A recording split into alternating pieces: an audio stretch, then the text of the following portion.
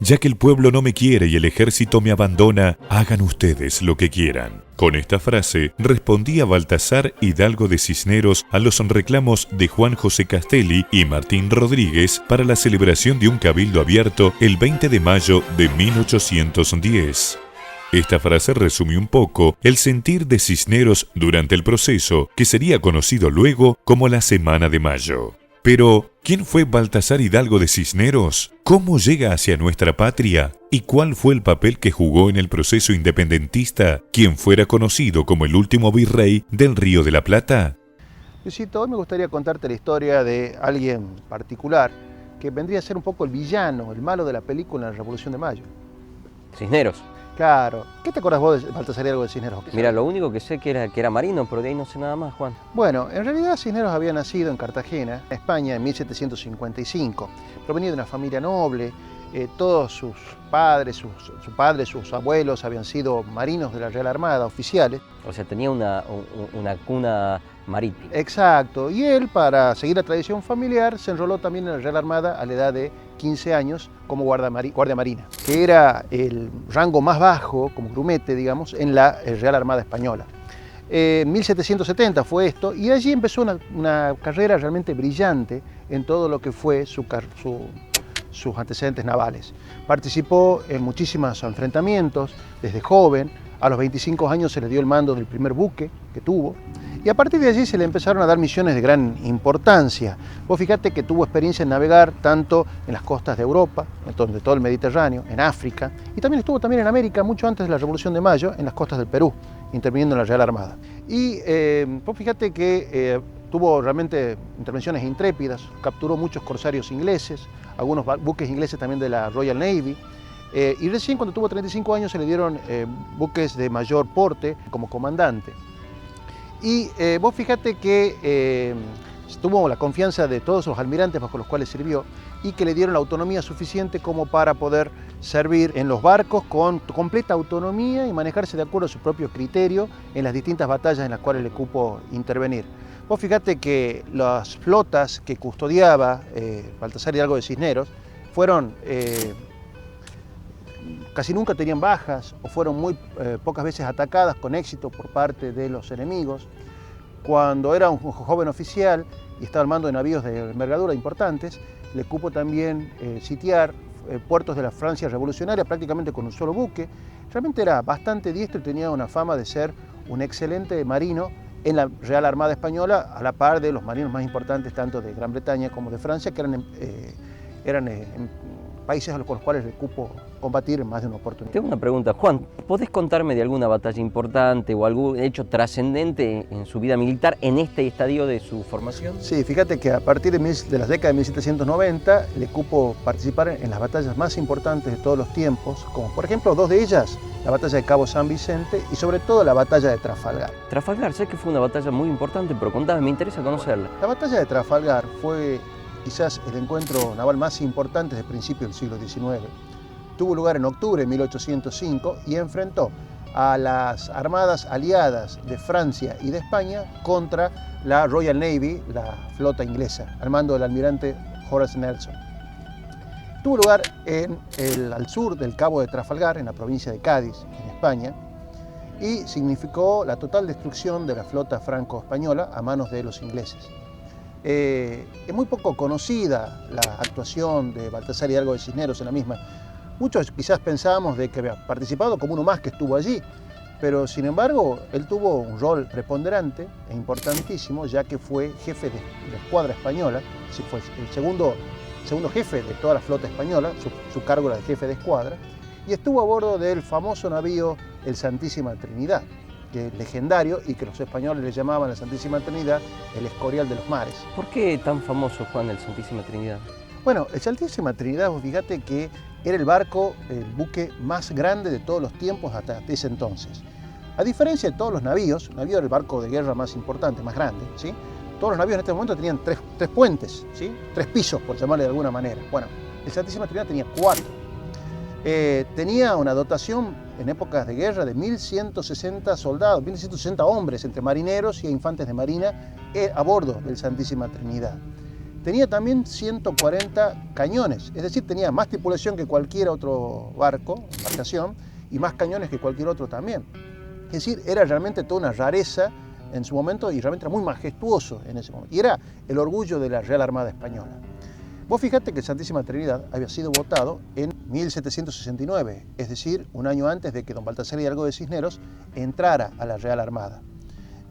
Como te decía, era el orgullo de la Armada Española. Todos los otros países un poco envidiaban al Santísima Trinidad y no veían la oportunidad de poderlo capturar en alguna batalla o hundirlo también, ¿no?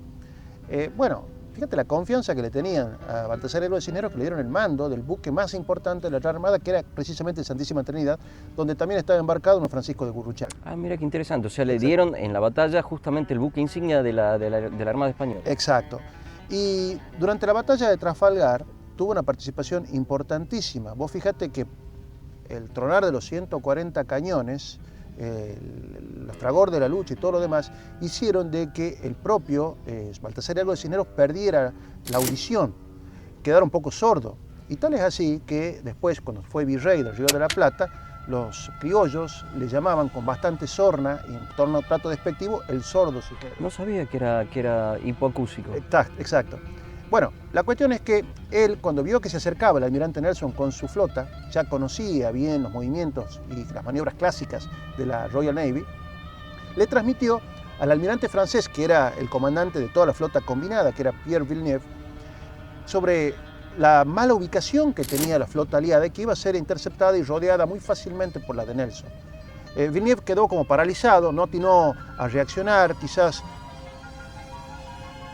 sorprendido por la aparición de Nelson rápidamente, y no hizo ninguna maniobra como le había pedido Cisneros que le hiciera a los fines de evitar este tipo de ataque.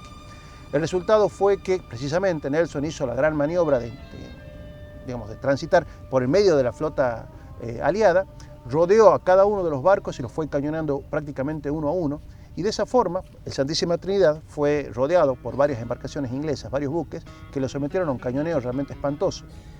Cisneros agotó todos los recursos que tuvo a bordo y cuando ya no le quedaba alternativa, porque había agotado todas las municiones, los ingleses le ofrecieron una capitulación honrosa, con la cual le rindieron todos los honores, lo trasladaron prisionero hacia la colonia británica de Gibraltar, le pusieron hasta una guardia en la vivienda que le tiraron como para que pudiera residir hasta que fuera trasladado a España, ¿sí? Y le rindieron realmente los honores por haber tenido un comportamiento valeroso. Al poco tiempo después recibió pasaporte para poder irse a España, donde fue ascendido al grado de general de brigada de la Real Armada Española. ¿Y qué pasó con el Santísima Trinidad, Juan? Bueno, vos fíjate que el Santísima Trinidad fue capturado por los ingleses y se intentó que lo remolcaran un par de fragatas hacia Gibraltar, que es la colonia inglesa en el Mediterráneo, para poderlo reparar. Sin embargo, ya el Santísima Trinidad estaba herido de muerte y por más que los ingleses hicieron todo lo posible para mantenerlo a flote, se fue a pique al sur de Cádiz con sus 140 cañones y con sus 4 puentes, y es allí donde queda ahora, en aguas territoriales españolas, como monumento submarino a la grandeza de lo que fue el Imperio Español. Años después, España rescataría de las profundidades a los 140 cañones que estaban dotados en el Santísima Trinidad y los colocó en el Panteón de los Marinos Ilustres, en Cádiz, en el Arsenal de la Carraca. Sí, donde está Santiago de Liniers. Donde está enterrado Santiago de Liniers, como un monumento a las glorias de España y a todos los marinos que cayeron en esa batalla de Trafalgar. La verdad que es un hermoso lugar para ir a visitar, Juan. Exacto. Y vos fíjate que después, hace fecha reciente, en Málaga, los españoles hicieron una réplica del Santísima Trinidad, bastante aproximado a lo que era el actual, que se lo puede visitar, que es un restaurante, es también un centro de convenciones, y hoy por hoy uno paseando y visitándolo puede rememorar las glorias pasadas de quien fuera nuestro último virrey en el Río de la Plata. Ahora tengo una pregunta, Juan. Me queda muy claro que era un militar de carrera con mucho ímpetu, pero me gustaría saber y que me cuentes cómo fue su virreinato. Vení que te cuento.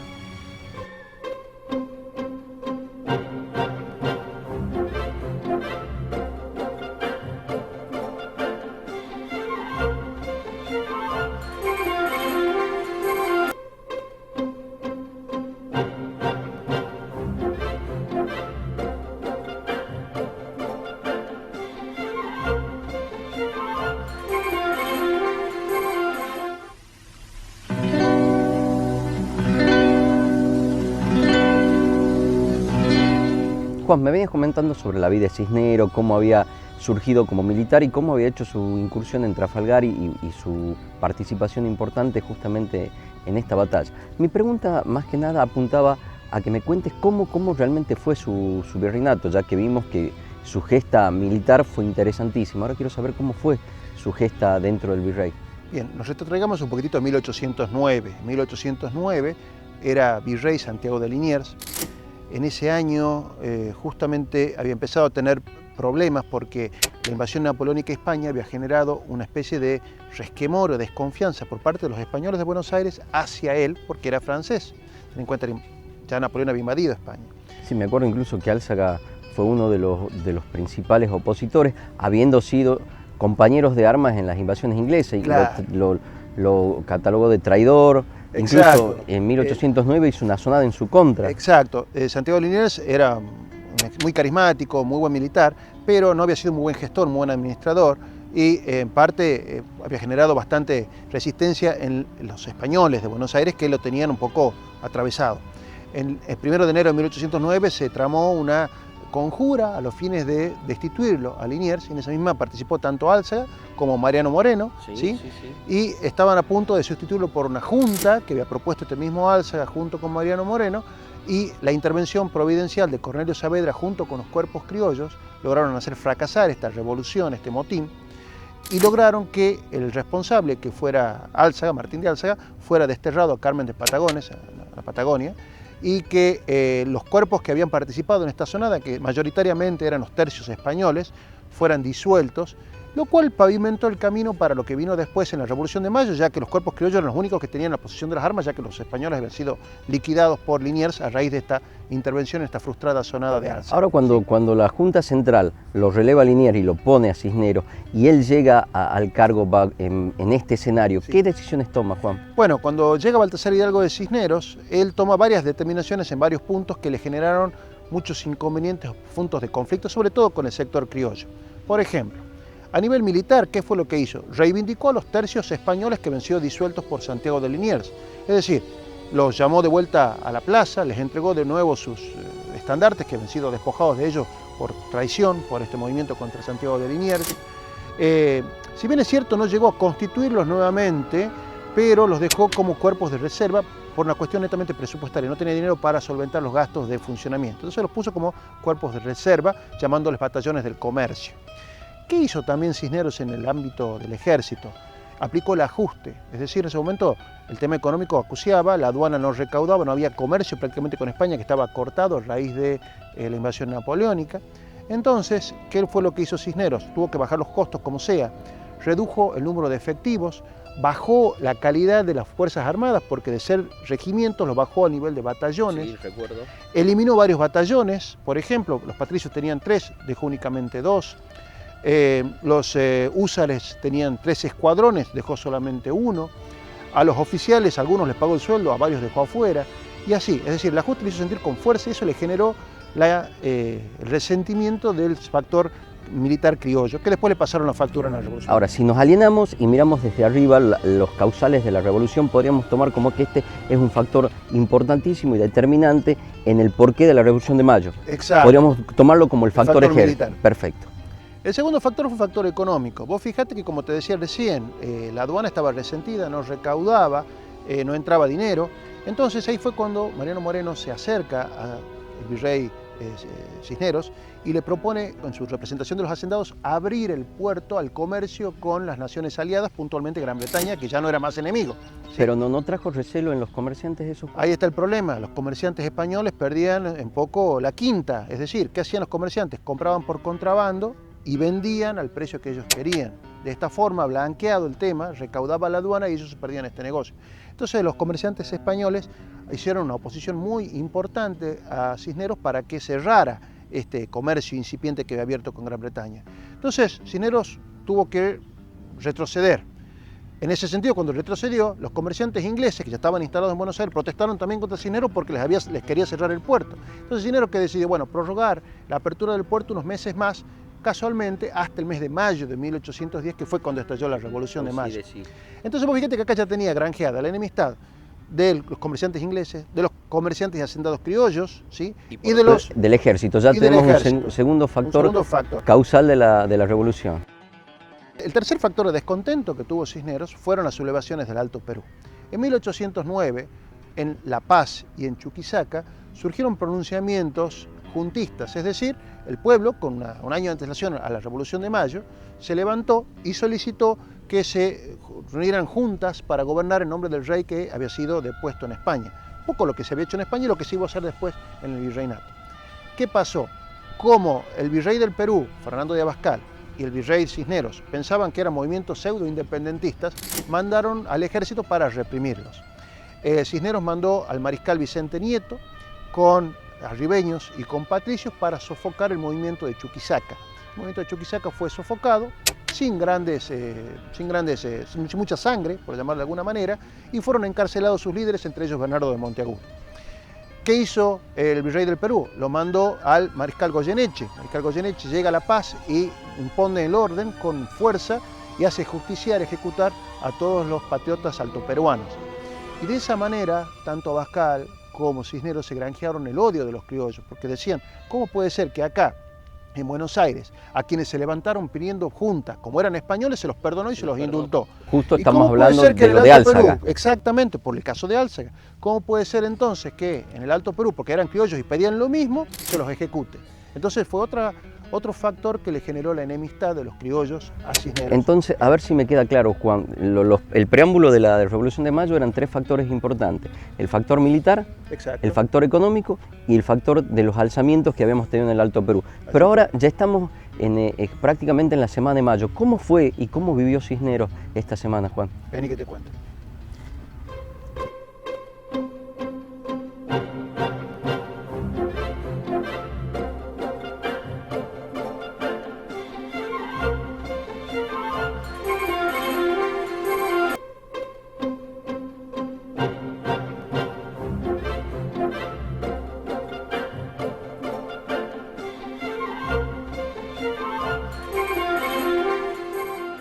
Juan, charlamos hasta acá cuáles fueron los factores que llevaron a la Revolución de Mayo, pero me interesa saber cómo vivió Cisneros justamente toda la semana. Bueno, vos te acordarás que las jornadas de mayo empiezan el 14 de mayo de 1810, con la llegada al puerto de Buenos Aires de la goleta de guerra británica, la Mistletoe. Sí, sí recuerdo. Bueno, la Mistletoe venía directamente desde Cádiz y traía consigo gacetillas, periódicos de la época, de febrero de ese año, que daban cuenta de que toda Andalucía había caído bajo el poder de Napoleón, la Junta Central de Sevilla, que lo había designado al propio Cisneros como virrey, ya no existía más, y que lo único que quedaba de España era la ciudad de Cádiz y la isla de León, únicamente. Cisneros siempre fue bastante receloso con respecto a los ingleses, y él nos dice después de que creía de que todo esto era una maniobra, una conspiración de los ingleses a los fines de y tratar de infundir en los colonos, en los criollos sobre todo, ideas de independencia. Él también dice que en 1806, a raíz de la primera invasión, ya les habían un poco lavado la cabeza a los criollos con estas ideas de poder autogobernarse a los fines de afectar a España y de reducir la importancia del Imperio Español en América. Esto es el que él decide justamente boicotear la entrega de las gacetillas, claro, todo eso. Si hubiera sido por él no los dejaba ni siquiera desembarcar, pero bueno, por lo menos hace este acto de censura, les confisca todas las gacetillas y les limita el movimiento, no deja desembarcar a los marineros, solamente a los oficiales. Pero casualmente, fíjate, igual surge la noticia, igual se enteran los criollos de que algo había pasado en España y evidentemente algo de razón tenía que haber tenido Cisneros, pero la única manera que hubieran sabido ellos era por medio de los oficiales ingleses, ¿sí? En mediados de mayo de 1810, resultas de haber llegado un buque inglés con gacetas de que anunciaba la disolución de la Suprema Junta Central, la entrada de los franceses en las Andalucías y, como hecha, la total ruina de España, conmovió los ánimos de aquellos habitantes, de los que mucha parte conservaban las primeras ideas de independencia que les hiciesen concebir los mismos ingleses en su primera conquista, el deseo de otros de adquirir lo que no tenían y, en general, el de sacudir el yugo que por tal consideraban la sujeción a su madre España. Entonces, en ese sentido, Cisneros ya al poco tiempo, el 18 de mayo, sabiendo que ya la noticia había trascendido igual, decide blanquearla y emite su famoso bando hacia todo el pueblo de Buenos Aires, solicitando la calma, diciendo que ya toda España había caído bajo el poder de Bonaparte, pero que todavía seguía Cádiz y la isla de León como baluartes españoles en la lucha contra el francés. Sí, pero a pesar de él haber determinado esa proclama, él como que no toma una decisión determinante políticamente, y entre el 19 y el 20 como que hacen muchas gestiones los criollos como para el cabildo abierto, porque él no había convocado todavía eso. Los criollos ven la oportunidad acá de que, bueno, caída la Junta Central, se cae también el virrey, que es a quien la Junta Central había designado. Entonces ven la manera de convocar un cabildo abierto. ¿Por qué? Tenían el antecedente de Sobremonte, donde un cabildo abierto había destituido a un virrey, entonces querían aplicar el mismo expediente para sacarse de encima a Cisneros. Cisneros se da cuenta de esto, no es ningún tonto. Él se da cuenta y trata de dilatar la decisión. Entre el 19 y el 20 se hacen nombrar las gestiones, primero todas amigables, pacíficas, con el virrey para que se convoque en cabildo abierto. Cisneros no dice nada, pero un poco acorralado por la situación, él cuenta que el mismo 19 de mayo convoca a los jefes militares para solicitarle su apoyo, porque él no está dispuesto a convocar al cabildo abierto, sabe que va a haber un problema, va a haber probablemente un lanzamiento popular y necesita las armas para poderlo controlar. Convocó inmediatamente a todos los jefes de la Fuerza Armada, con el fin de oponerse a la convocatoria al cabildo abierto en caso de encontrarlos fieles. Pero habiendo conocido por sus contestaciones que estaban de acuerdo con el pueblo o con los facciosos, hubo de condescender con la solicitud de ellos, con la esperanza de que el resultado de la Junta asegurase más su mando y la tranquilidad pública que ya veía agitada. Grande es su sorpresa cuando se entera de que los militares también estaban confabulados, él dice, con esta novedad, con el de querer armar también, apoyar este movimiento del Cabildo Abierto, y que el propio Saavedra, que es el jefe de los patricios, le dice que no contara para ellos para reprimir en el caso de que hiciera falta. El día 20 pasa algo muy particular, Juan, contame cómo era. Claro, a pesar de eso, Cisneros no afloja, no convoca al Cabildo Abierto, entonces el 20 a la noche sabemos que Juan José Castelli, acompañado de Martín Rodríguez, que era un militar, se va con la fuerza de las armas al lado, irrumpen prácticamente en la residencia del virrey que quedaba en la fortaleza de la ciudad de Buenos Aires, donde hoy queda la Casa Rosada. Cisneros en ese momento estaba jugando un partido de cartas junto con algunos oidores de la audiencia, un fiscal, y en ese momento cuando ve que lo avasallan dice, ¿qué es este atrevimiento? ¿Cómo vienen a avasallar a la persona del rey en su representante, que era él, el virrey? A lo cual le dicen, bueno, mire, ya la paciencia se nos está agotando, le contestan tanto Castelli como Martín Rodríguez. Se nos ha dado 5 minutos para que usted diga qué va a hacer, si va a convocar o no un cabildo abierto, y si no, téngase las consecuencias. Se altera Cisneros y Caspe, el fiscal que estaba jugando las cartas con él, lo lleva a una parte y lo trata de convencer de que la situación era insostenible, que más vale que ceda.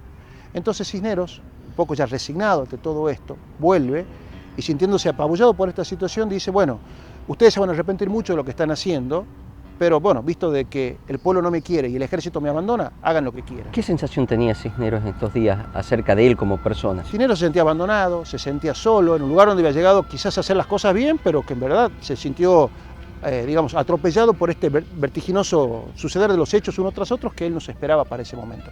Dispondré que se aposten las partidas que vuestra excelencia solicita, en las avenidas de las bocas calles de la plaza, con los fines de evitar, según corresponde al mejor servicio de su majestad y tranquilidad pública de esta ciudad, cualquier tumulto o conmoción que pudiera ocurrir.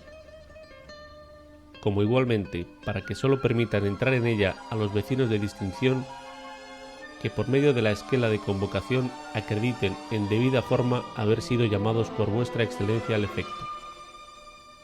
Y espero del discernimiento constante y acreditada fidelidad de vuestra excelencia e interés que siempre ha manifestado por el bien público de esta ciudad, que como su representante esforzará todo el celo que lo caracteriza y distingue, a fin de que nada se ejecute ni acuerde que no sea en obsequio del mejor servicio de nuestro amado soberano, el señor don Fernando VII, integridad de estos sus dominios, y completa obediencia al supremo gobierno nacional que lo representa durante su cautividad.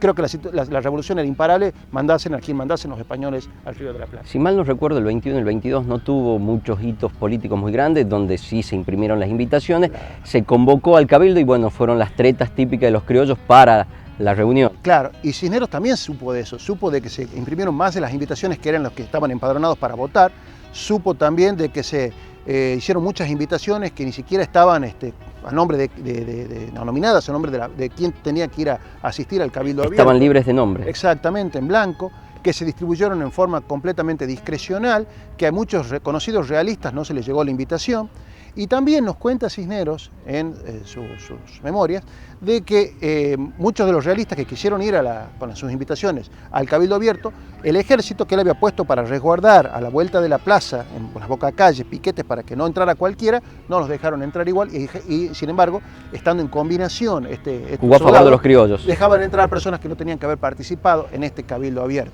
Es decir, ahí se sintió traicionado completamente y con una impotencia completa porque no salía él a la plaza, no salió al Cabildo, él se quedó en el fuerte viendo cómo evolucionaban los hechos, ¿sí?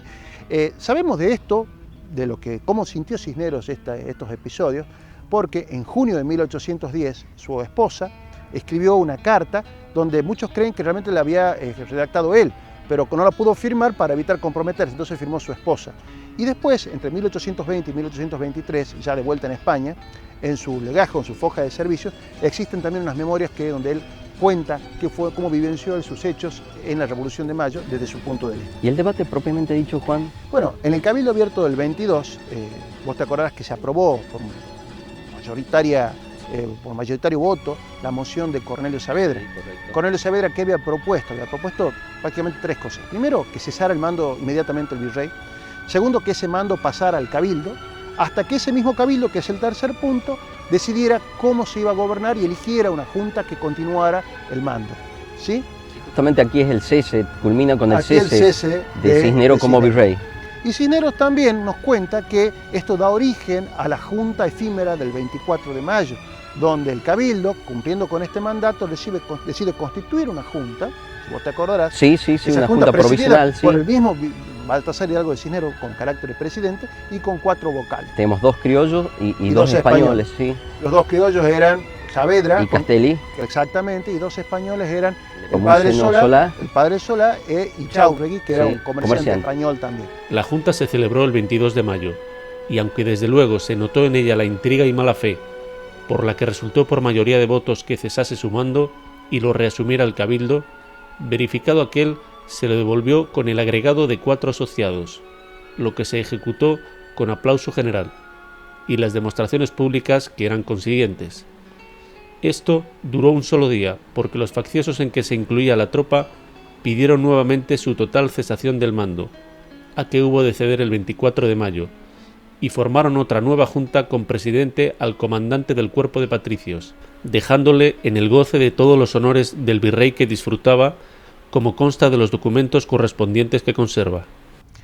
Bueno, él también cree que esta es una maniobra que se hizo. Él tenía esa sensación de que la Junta había sido también formada como para que tuviesen algo en su contra. Exactamente, él se siente como perseguido, como que realmente lo hicieron a los fines de provocar que cayera esa misma junta y que después los agitadores pusieran la junta que era su voluntad, como fue la que surgió en definitiva, la del 25. Claro que si no recuerdo, los chisperos habían salido con las cintas rojas una vez que se publicó la junta provisional esta. Claro, French y Beruti salen con las cintas blancas y las cintas rojas diciendo, bueno, si no accede el Cabildo a lo que nosotros requerimos, vamos con la guerra, vamos con las cintas rojas, con la sangre.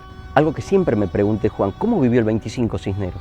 Bueno, Cisneros se cuenta que en su momento le vinieron a transmitir que había dejado de ser el virrey del Río de la Plata, que lo desalojaron de la fortaleza donde era su residencia, ¿sí? Y que en la misma fortaleza pasó a vivir casualmente el futuro presidente de la nueva primera junta de gobierno, que era Cornelio Saavedra, y lo ve con mucha bronca, con mucha impotencia, nos cuenta también este episodio. Nos cuenta también de que esa misma noche se había comunicado con él desde Córdoba, Santiago de Liniers, haciéndole saber que ya estaba al conocimiento más o menos de las cosas que se estaban tramando y poniéndose a su disposición. Había mandado una persona de confianza para transmitirle esto, que era José Melchor Lavín, no sé si te acordás. Sí, lo recuerdo. Entonces, que era un joven entrerriano, un adolescente, que había mandado de confianza con este mensaje poniéndose a disposición y anunciándole que iba a tener este golpe de Estado y advirtiéndole sobre la lealtad de los cuerpos criollos. Entonces concluimos un poco, no solo Cisneros sabía de la contrarrevolución que preparaba Liniers en Córdoba, sino que le estaba apoyando y fogoneando toda la actitud allá. Porque Cisneros le contesta esa misma noche, el 25 de mayo, a Liniers, le pone al tanto de todo lo que había pasado y le solicita apoyo y lo nombra como jefe del ejército de, digamos, la contrarrevolución, ¿sí? Por llamarle de algún modo. Entonces, de esa manera es que Lavín, esa misma noche, parte de vuelta hacia Córdoba y es el que lleva a Córdoba la noticia de la Revolución de Mayo y el que empuja prácticamente a Liniers a la muerte, guiado por su antecesor, por Baltasar Hidalgo de Cisneros. ¿Y después del 25 de mayo qué fue de la vida de Cisneros? Después del 25 Juan? de mayo la Junta se anotició de que tanto los Cisneros como los oidores, los miembros de la audiencia de Buenos Aires, de la Real Audiencia, estaban en conspiraciones contrarrevolucionarias y decidió sacárselo de encima. Durante el mes de junio de 1810, el vocal Larrea, que tenía muchas relaciones con los comerciantes ingleses, fletó un barco correo inglés con órdenes estrictas al capitán de que se llevara embarcados tanto al virrey Cisneros, al ex virrey Cisneros, como los miembros de la Real Audiencia y que no desembarcaran hasta que llegaran al territorio español.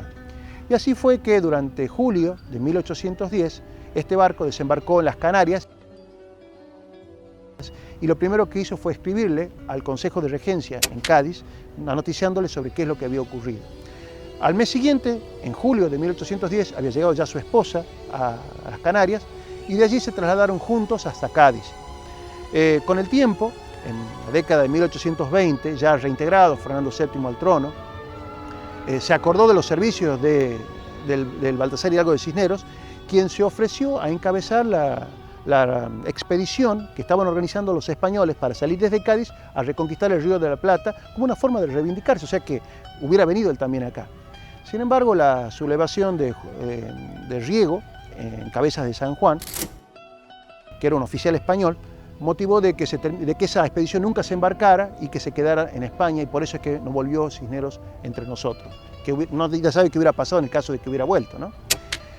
En 1823 fue designado por Fernando VII como capitán general, una especie de gobernador de su ciudad natal, de Cartagena, y allí fue donde falleció en 1829, 6 años después. La verdad que, todo lo que sabemos de él. Muy interesante la vida de Cisneros, Juan, y te agradezco haber compartido eso conmigo. Pero ha sido un gusto, Luisito. Te agradezco. Dale. Había yo ordenado que se apostase para este acto una compañía en cada bocacalle de las de la plaza, a fin de que no se permitiese entrar en ella ni subir a las casas capitulares persona alguna que no fuese de las citadas, pero la tropa y los oficiales eran del partido. Hacían lo que sus comandantes les prevenían secretamente y estos les prevenían lo que les ordenaba la facción. Negaban el paso a la plaza a los vecinos honrados y lo franqueaban a los de la confabulación. Tenían algunos oficiales copia de las esquelas de convite sin nombre y con ellos introducían a las casas del ayuntamiento a sujetos no citados por el cabildo, o porque los conocían de la parcialidad, o porque los ganaban con dinero. Así es que en una ciudad de más de 3.000 vecinos de distinción y nombre, solamente concurrieron 200, y de estos muchos pulperos, algunos artesanos, otros hijos de familia y los más ignorantes y sin las menores nociones para discutir un asunto de la mayor gravedad.